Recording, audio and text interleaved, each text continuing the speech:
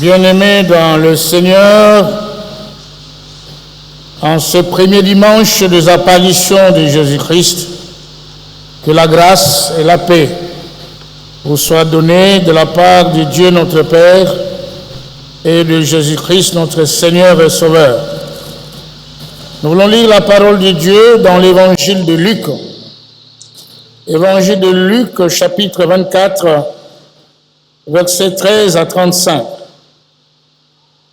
Nous sommes déjà, à partir de ce dimanche, l'Église célèbre le dimanche des apparitions, après Pâques, avant l'Ascension. Ce sont les manifestations de Jésus-Christ. Évangile de Luc, chapitre 24, verset 13 jusqu'au verset 35. Nous lisons cette parole dans le nom merveilleux de notre Seigneur et Sauveur Jésus-Christ. Et voici ces mêmes jours, deux disciples allaient à un village nommé Emmaüs, éloigné de Jérusalem de 60 stades. Et ils s'entretenaient de tout ce qui s'était passé. Et pendant qu'ils parlaient et discutaient, Jésus s'approcha et fit route avec eux. Mais leurs yeux étaient empêchés de les reconnaître. Et il leur dit: de quoi vous vous entretenez, vous, en marchant, pour que vous soyez tout tristes? L'un d'eux, nommé Cléopas, lui répondit: es-tu le seul qui, séjournant à Jérusalem, ne sache pas ce qui est arrivé ces jours-ci? Quoi, leur dit-il? Et ils lui répondirent: ce qui est arrivé au sujet de Jésus de Nazareth, qui est un prophète puissant en œuvre et en parole devant Dieu et devant tout le peuple. Et comment le principal sacrificateur et nos magistrats l'ont livré pour le faire condamner à mort et l'ont crucifié. Nous espérions que ce serait lui qui délivrerait Israël, mais avec tout cela, voici le troisième jour que ces choses se sont passées. Il est vrai que quelques femmes d'entre nous nous ont fort étonnés, s'étant rendues de grand matin au sépulcre et n'ayant pas trouvé son corps. Elles sont venues dire que des anges leur sont apparus et ont annoncé qu'il est vivant. Quelques-uns de ceux qui étaient avec nous sont allés au sépulcre et ils ont trouvé les choses comme les femmes l'avaient dit, mais lui, ils n'ont pas vu. Alors Jésus leur dit: hommes sans intelligence et dont le cœur est lent à croire tout ce qu'ont dit les prophètes, ne fallait-il pas que le Christ souffrit ces choses et qu'il entrât dans sa gloire? Et commençant par Moïse et par tous les prophètes, il leur expliqua dans toutes les Écritures ce qui les concernait. Lorsqu'ils furent près du village où ils allaient, il parut vouloir aller plus loin, mais ils le pressèrent en disant: reste avec nous, car le soir approche, le jour est sur son déclin. Et il entra pour rester avec eux. Pendant qu'il était à table avec eux, il prit le pain et après avoir rendu grâce, il le rompit et le leur donna. Alors leurs yeux s'ouvrirent et ils le reconnurent, mais il disparut de devant eux. Et ils se dirent l'un à l'autre: notre cœur ne brûlait-il pas au-dedans de nous lorsqu'il nous parlait en chemin et nous expliquait les Écritures?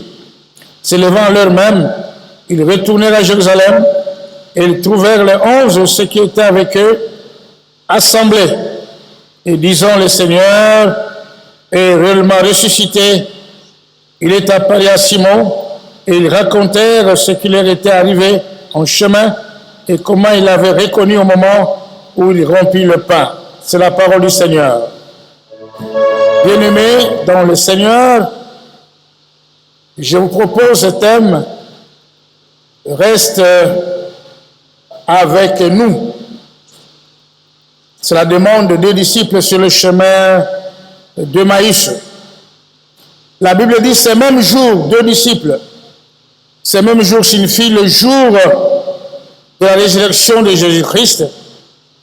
Il y avait 2 disciples qui quittaient Jérusalem pour le village d'Emmaüs. Entre Jérusalem et Emmaüs, il y a 12 kilomètres, à peu près 2 heures de marche. Donc c'était un dimanche. Chez les Juifs, c'est le premier jour de la semaine, le jour de la résurrection de Jésus-Christ. 2 disciples vont faire la marche de Jérusalem à Emmaüs. Et pendant qu'ils font route, Jésus apparaît. Jésus fit route avec eux, comme un 3e voyageur, mais ils ne peuvent pas reconnaître que c'est Jésus-Christ. Et pendant qu'ils marchaient, les 2 disciples, ils étaient en train de discuter entre eux sur les événements de vendredi, la mort injuste de Jésus-Christ, condamné par le souverain sacrificateur, le pharisien. Et Jésus leur pose la question de savoir de quoi il est question. De quoi vous vous entretenez-vous en marchant pour que vous soyez tout tristes? Ils ont dit à Jésus, mais d'où vient-il? Tu es le seul habitant de la ville de Jérusalem et ignorant ce qui est arrivé. Jésus dit, mais de quoi il est question? Qu'est-ce qui s'est passé à Jérusalem? Ils vont lui dire, il y avait un prophète puissant, en parole et en acte, au nom de Jésus, mais qui a été crucifié injustement par le souverain sacrificateur et le pharisien. Et tu oublies ce qui est arrivé à cet homme? Il était prophète puissant en œuvre, en parole, devant Dieu et devant tout le peuple. Et ils vont donner à Jésus ce rapport avec déception en disant, nous espérions que, l'espérance évanouie, nous pensions que, nous espérions que ce serait lui qui délivrerait Israël. Mais dommage, il est mort. Chez les Juifs, il y avait cette espérance que le Messie viendrait pour rétablir le royaume d'Israël, la délivrance nationale. Ils s'attendaient à un royaume terrestre qui débuterait immédiatement. Ils croyaient que le pouvoir de Jésus était terrestre en venant sur cette terre dans la nation d'Israël. Il allait proclamer l'indépendance politique d'Israël vis-à-vis de ses voisins. C'est le même problème aujourd'hui. Vous avez les Syriens, les Égyptiens, tous les Arabes tout autour d'Israël. Et que le Messie allait proclamer la victoire d'Israël, l'indépendance totale d'Israël vis-à-vis de ses ennemis. Il dit, voilà maintenant, nous croyons. Donc pour eux, c'était un simple prophète, mais pas un Messie. Et là, dans la plupart des cas, nous avons ces découragements. On est plongé dans le découragement. On souffre parce qu'on pensait avoir quelque chose qui n'arrive pas. J'espérais mieux vivre. J'espérais avoir un bon travail même. Hélas, j'espérais vivre dans un bon couple, un bon mariage. J'espérais avoir un bon mari, une bonne femme. J'espérais, en étant chrétien, peut-être que je n'allais pas connaître de telles souffrances. Des fois, nous-mêmes, nous avons ces fausses espérances. Mais ce qui est sûr, Jésus est le Messie. Il est mort, il est ressuscité.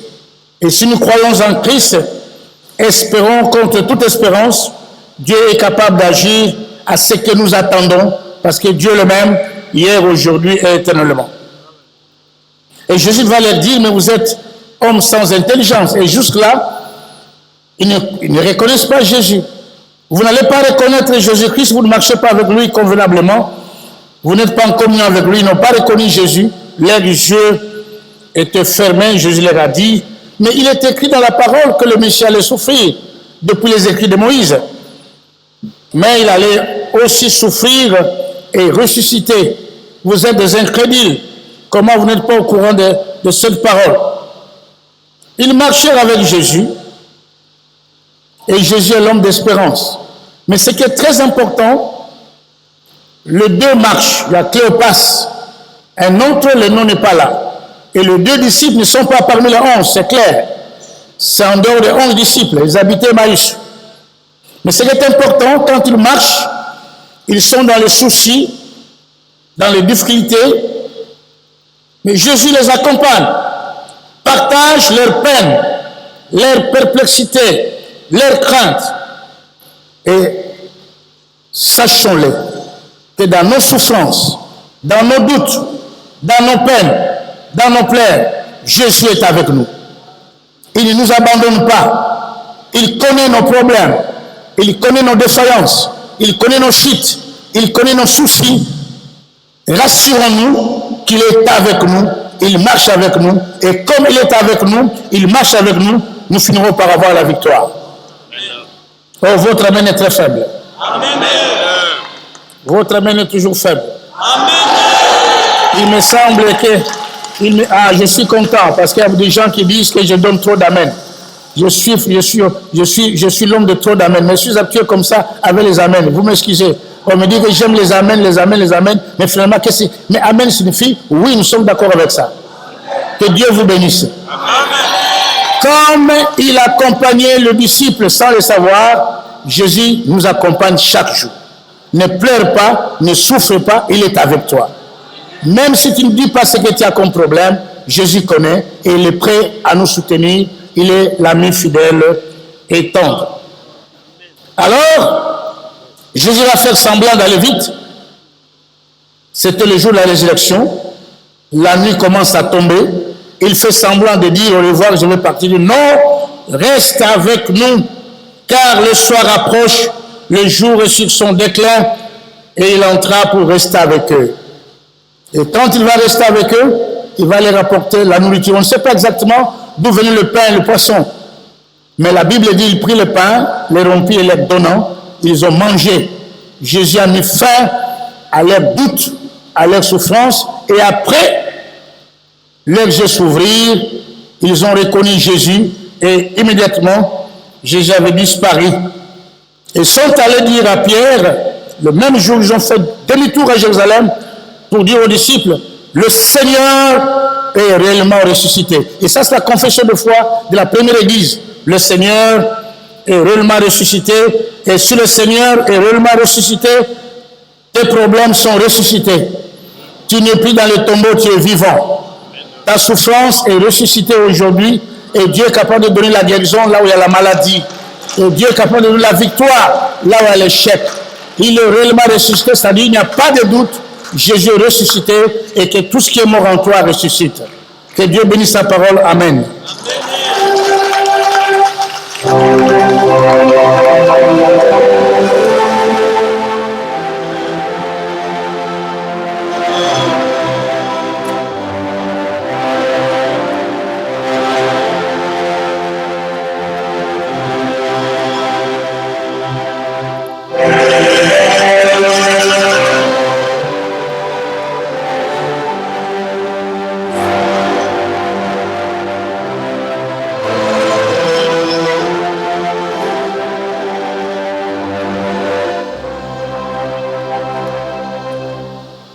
Merci beaucoup.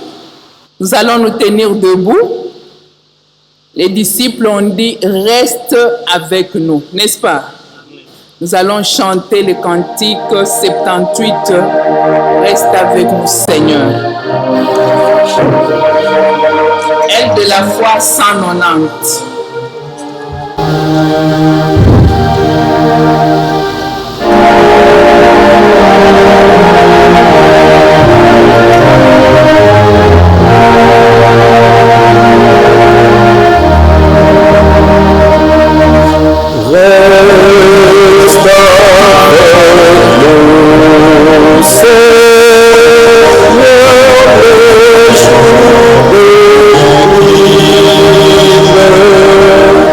Lord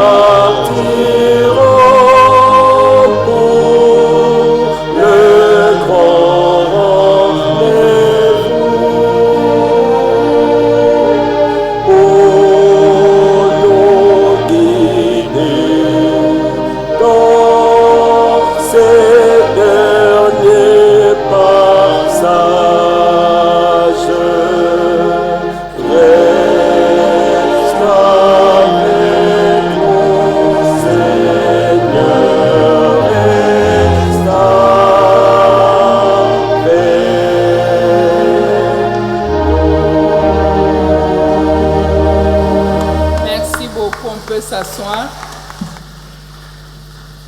C'est pourquoi je n'ai pas été choriste. Puisque moi je pensais que c'est « Reste avec nous, Seigneur, le jour décline, la nuit ». Alors, la manière dont on a chanté, moi-même je me suis dit « Dieu n'a pas voulu que je sois choriste, puisque là, moi je ne suis pas retrouvée. Pour moi, c'est « Reste avec nous, Seigneur, le jour décline ». Et je ne sais pas qui a raison, la chorale ou Maman Zinga, je ne sais pas.